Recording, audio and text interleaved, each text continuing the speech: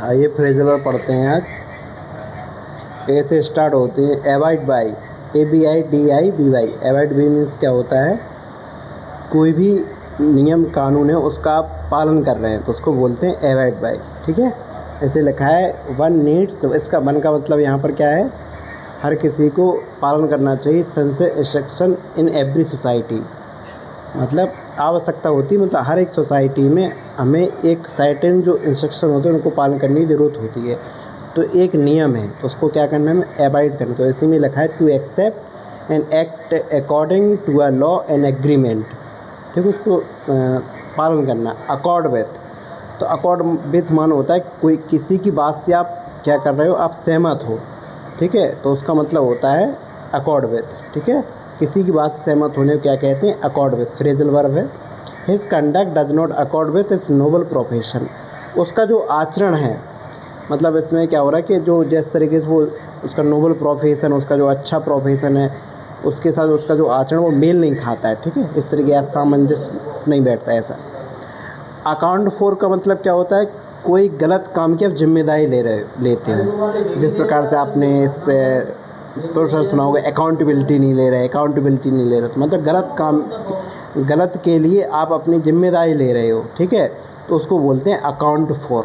ठीक है, जिसमें लिखा है I can not account for unusual behaviour in this matter.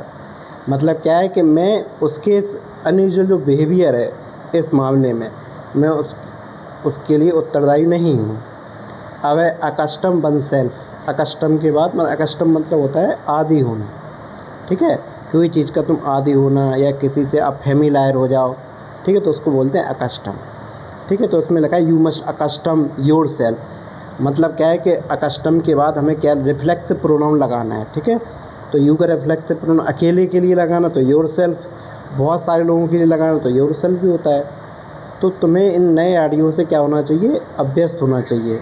ठीक है, जैसे कोई मैथ में कोई सवाल है या कोई फॉर्मूला तो हमें उसको क्या कस्टम होना पड़ेगा, तभी हम आगे पेपर में सॉल्व कर पाएंगे ना। अब है एक्ट फॉर।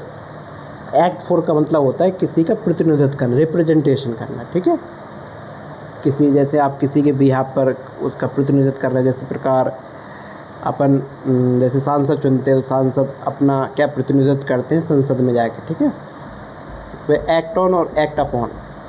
ठीक है, इसका मतलब होता है कोई आप एक्शन ले रहे हो as a result of advice. किसी ने आपको एक मतलब किसके परिणाम के स्वरूप आपको किसी ने सलाह दिया, किसी इन्फॉर्मेशन दी तो आप एक्शन ले रहे हो। ठीक है, तो उसको बोलते हैं एक्ट ऑन एक्ट अपॉन, या एक्ट अपॉन मतलब प्रभाव डालना होता है एक तरीके से। और एक्ट अप का मतलब होता है आप किसी से बुरा व्यवहार कर रहे हो तो वो एक्ट अप होता है। ठीक है, एक्ट आउट, कोई भी एक्ट है उसको आप परफॉर्म कर रहे हो एक रियल सिचुएशन में कोई भी चीज़ करना, वो एक्ट आउट होता है, कोई चीज़ को कार्यान्वित करना। ठीक है, अक्वाइंट विथ, तो अकाउंट के साथ विथ लगता है और अक्वाइंट विथ जब भी लगेगा तो उसका मतलब होता है परिचित होना।